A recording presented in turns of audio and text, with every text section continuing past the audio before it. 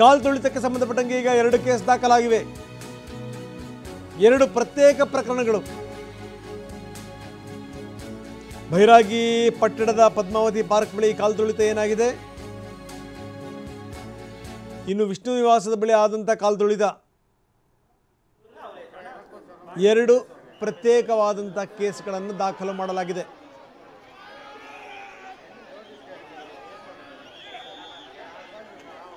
ಎರಡು ಪ್ರತ್ಯೇಕ ಪ್ರಕರಣಗಳು. ಬೈರಾಗಿ ಪಟ್ಟಣದ ಪದ್ಮಾವತಿ ಪಾರ್ಕ್ ಬಳಿ ಕಾಲ್ತುಳಿತ ಆಗಿರುವಂಥದ್ದು, ವಿಷ್ಣು ನಿವಾಸದ ಬಳಿ ನಡೆದಂಥ ಕಾಲ್ತುಳಿತ. ಬರೀ ನಮ್ಮ ಪ್ರತಿನಿಧಿ ಕಿರಣ್ ಸೂರ್ಯ ಈಗ ನಮ್ಮೊಂದಿಗೆ ನೇರ ಸಂಪರ್ಕದಲ್ಲಿದ್ದಾರೆ. ಕಿರಣ್, ಈಗ ನೀವು ಯಾವ ಭಾಗದಲ್ಲಿದ್ದೀರಿ, ಅಲ್ಲಿನ ಸ್ಥಿತಿಗತಿಗಳು ಯಾವ ರೀತಿ ಇದೆ, ಈಗೇನು ಎಲ್ಲವೂ ಕೂಡ ಸಹಜ ಸ್ಥಿತಿ ಬಂದಿದೆಯಾ, ಟಿಕೆಟ್ ವಿತರಣೆ ಕೂಡ ಶುರುವಾಗಿದೆಯಾ, ನಂಬರ್ 1. ಜೊತೆಗೇನು ಅಂದರೆ ನಂಬರ್ 2, ಈಗ 2 ಪ್ರಕರಣಗಳು ದಾಖಲಾಗಿವೆ, ಪ್ರತ್ಯೇಕವಾದಂಥ ಪ್ರಕರಣಗಳು ದಾಖಲಾಗಿವೆ ಅನ್ನುವಂಥದ್ದು. ನಂಬರ್ 3, ಇನ್ನು ಸ್ವಲ್ಪ ಹೊತ್ತಿಗೆ CM ಮತ್ತು DCM ಕೂಡ ಬರ್ತಾರೆ ಅನ್ನುವಂಥ ಮಾತುಗಳು ಕೇಳಿಬರ್ತಾ ಇವೆ. ಜೊತೆಗೆ ಪರಿಹಾರವನ್ನು ಕೂಡ ಘೋಷಣೆ ಮಾಡಿದ್ದಾರೆ. ಏನು ನಡೀತಾ ಇದೆ? ಅದರಂಗ ತಿರುಪತಿ ತಿಮ್ಮಪ್ಪನ ವೈಕುಂಠ ದರ್ಶನಕ್ಕೆ ಆಗಮಿಸಿದಂಥ 6 ಭಕ್ತಾದಿಗಳು ಈಗಾಗಲೇ ಕೂಡ ಕಾಲ್ತುಳಿತದಲ್ಲಿ ಮೃತಪಟ್ಟಿರುವಂಥದ್ದು. ಈಗಾಗಲೇ 6 ಕುಟುಂಬಸ್ಥರಿಗೂ ಕೂಡ ರಾಜ್ಯ ಸರ್ಕಾರ ತಲಾ 25 ಲಕ್ಷ ರೂಪಾಯಿಯನ್ನು ಪರಿಹಾರವಾಗಿ ಘೋಷಣೆಯನ್ನು ಮಾಡಿರುವಂಥದ್ದು.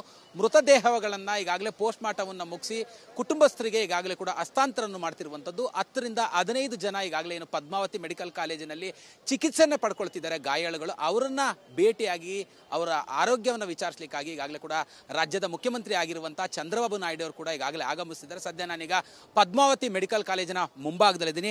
ಮುಖ್ಯಮಂತ್ರಿಗಳು ಬರ್ತಾರೆ ಅನ್ನುವಂಥ ನಿಟ್ಟಿನಲ್ಲಿ ಈಗಾಗಲೇ ಕೂಡ ಪದ್ಮಾವತಿ ಮೆಡಿಕಲ್ ಕಾಲೇಜಿಗೆ ಬಿಗಿ ಪೊಲೀಸ್ ಬಂದೋಬಸ್ತನ್ನು ಈಗಾಗಲೇ ಕೂಡ ಏರ್ಪಡಿಸಿರುವಂಥದ್ದು.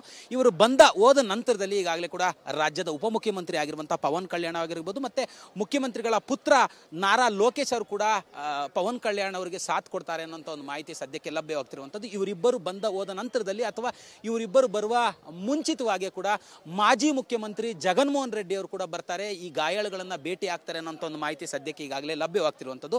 ಈ ಸ್ಥಳಕ್ಕೆ ಈಗಾಗಲೇ ಕೂಡ ಕಾಂಗ್ರೆಸ್ ಕಾರ್ಯಕರ್ತರು ಕೂಡ ಬರ್ತಾರೆ. CM ಬಂದಂಥ ಸಂದರ್ಭದಲ್ಲಿ ಅವರ ಒಟ್ಟಿಗೆ ಮಾತಾಡಲಿಕ್ಕೆ, ಅಂದರೆ ಏನು ಆಸ್ಪತ್ರೆ ಹತ್ರ ಕಾಂಗ್ರೆಸ್ ಕಾರ್ಯಕರ್ತರು ಈಗಾಗಲೇ ಕೂಡ ಬಂದಿದ್ರು. ಮುಜರಾಯಿ ಇಲಾಖೆ ಸಚಿವರು ತಲಾ 25 ಲಕ್ಷ ರೂಪಾಯಿ ಪರಿಹಾರವನ್ನು ಘೋಷಣೆ ಮಾಡಿದ್ರು. ಇಲ್ಲ, ಪರಿಹಾರವನ್ನು 25 ಲಕ್ಷ ರೂಪಾಯಿಯನ್ನು 1 ಕೋಟಿ ರೂಪಾಯಿಗೆ ಹೆಚ್ಚಿಸಬೇಕು, ಮತ್ತು ಕುಟುಂಬಸ್ಥರಿಗೆ ಒಂದು ಸರ್ಕಾರಿ ಉದ್ಯೋಗವನ್ನು ಕೊಡಬೇಕು ಅಂತೇಳಿ ಒಂದು ಪಟ್ಟನ್ನು ಹಿಡಿದಿದ್ರು. ಆ ನಿಟ್ಟಿನಲ್ಲಿ ಈಗಾಗಲೇ ಕೂಡ ಮುಖ್ಯಮಂತ್ರಿಗಳ ಜೊತೆಯಲ್ಲಿ ಚರ್ಚೆಯನ್ನು ಮಾಡಲಿಕ್ಕೆ ಕಾಂಗ್ರೆಸ್ ಕಾರ್ಯಕರ್ತರು ಕೂಡ ಪದ್ಮಾವತಿ ಆಸ್ಪತ್ರೆಗೆ ಬರ್ತಾರೆ ಅನ್ನುವಂಥ ನಿಟ್ಟಿನಲ್ಲಿ ಪೊಲೀಸರು ಕೂಡ ಬಿಗಿ ಬಂದೋಬಸ್ತನ್ನು ಇಲ್ಲಿ ಅಳವಡಿಸಿಕೊಂಡಿರುವಂಥದ್ದು. ಇನ್ನೇನು ಕೆಲವೇ ನಿಮಿಷಗಳಲ್ಲಿ ಚಂದ್ರಬಾಬು ನಾಯ್ಡು ಅವರು ಬರ್ತಾರೆ. ಇಲ್ಲಿ ಆಸ್ಪತ್ರೆಯಲ್ಲಿ 10 ರಿಂದ 11 ಜನ ಗಾಯಾಳುಗಳಿದ್ದಾರೆ ಅನ್ನೋಂಥ ಒಂದು ಮಾಹಿತಿ ಸದ್ಯಕ್ಕೆ ಲಭ್ಯವಾಗ್ತಿರುವಂಥದ್ದು. ನಿನ್ನೆ 35 ರಿಂದ 40 ಜನರು ಆಂಬುಲೆನ್ಸ್ನ ಮೂಲಕವಾಗಿ ಗಾಯಾಳುಗಳನ್ನು ಈ ಒಂದು ಪದ್ಮಾವತಿ ಆಸ್ಪತ್ರೆಯಲ್ಲಿ ಅಡ್ಮಿಟ್ ಮಾಡಲಾಗಿತ್ತು. ಇವತ್ತು ಬೆಳಗ್ಗೆ 30 ರಿಂದ 31 ಜನರನ್ನು ಡಿಸ್ಚಾರ್ಜ್ ಮಾಡಲಾಗಿದೆ. ಅವರಿಗೆ ಯಾವುದೇ ಥರವಾದಂಥ ದೊಡ್ಡದಾದಂಥ ಗಾಯಗಳಾಗಿಲ್ಲ, ಸಣ್ಣ ಪುಟ್ಟ ಗಾಯಗಳಾಗಿದ್ವು. ಅವರೆಲ್ಲರಿಗೂ ಕೂಡ ಚಿಕಿತ್ಸೆಯನ್ನು ಕೊಟ್ಟರು. ಚಿಕಿತ್ಸೆಯ ಕೊಟ್ಟ ನಂತರದಲ್ಲಿ ಈಗ ಅವರನ್ನು ಡಿಸ್ಚಾರ್ಜ್ ಮಾಡಲಾಗಿರುವಂಥದ್ದು. 10 ರಿಂದ 11 ಜನ ಸದ್ಯಕ್ಕೆ ಈ ಒಂದು ಪದ್ಮಾವತಿ ಮೆಡಿಕಲ್ ಕಾಲೇಜಿನಲ್ಲಿ ಚಿಕಿತ್ಸೆಯನ್ನು ಪಡ್ಕೊಳ್ತಿದ್ದಾರೆ. ಅವರನ್ನು ಭೇಟಿ ಆಗಲಿಕ್ಕೆ ಈಗಾಗಲೇ ಕೂಡ ರಾಜ್ಯದ ಮುಖ್ಯಮಂತ್ರಿ ಚಂದ್ರಬಾಬು ನಾಯ್ಡು ಅವರು ಬರ್ತಾರೆ ಅನ್ನುವಂಥ ಒಂದು ಮಾಹಿತಿ ಸದ್ಯಕ್ಕೆ ಲಭ್ಯವಾಗ್ತಿರುವಂಥದ್ದು. ಆ ನಿಟ್ಟಿನಲ್ಲಿ ಅವರ ಅಭಿಮಾನಿಗಳಾಗಿರ್ಬೋದು, ಪಕ್ಷದ ಕಾರ್ಯಕರ್ತರುಗಳಾಗಿರ್ಬೋದು, ಮತ್ತೆ ಯಾರ್ಯಾರು ದೇವಸ್ಥಾನಕ್ಕೆ ಹೋಗಿದ್ರು, ಅವರ ಯಾರ್ಯಾರು ಗಾಯಾಳುಗಳಿದ್ದಾರೆ ಅವರ ಸಂಬಂಧಿಕರೆಲ್ಲರೂ ಕೂಡ ಈ ಆಸ್ಪತ್ರೆ ಬಳಿ ಜಮಾಯಿಸ್ತಿರುವಂಥದ್ದು. ಇವರ ಜೊತೆಯಲ್ಲೇ ಪವನ್ ಕಲ್ಯಾಣ್ ಆಗಿರ್ಬೋದು, ಮತ್ತೆ ಸಚಿವರೆಲ್ಲರೂ ಕೂಡ ಬರ್ತಾರೆ ಅನ್ನೋಂಥ ಒಂದು ಮಾಹಿತಿ ಸದ್ಯಕ್ಕೆ ಈಗಾಗಲೇ ಕೂಡ ಲಭ್ಯವಾಗ್ತಿರುವಂಥದ್ದು. ಧನ್ಯವಾದ ತಮ್ಮೆಲ್ಲ ಮಾಹಿತಿಗೆ.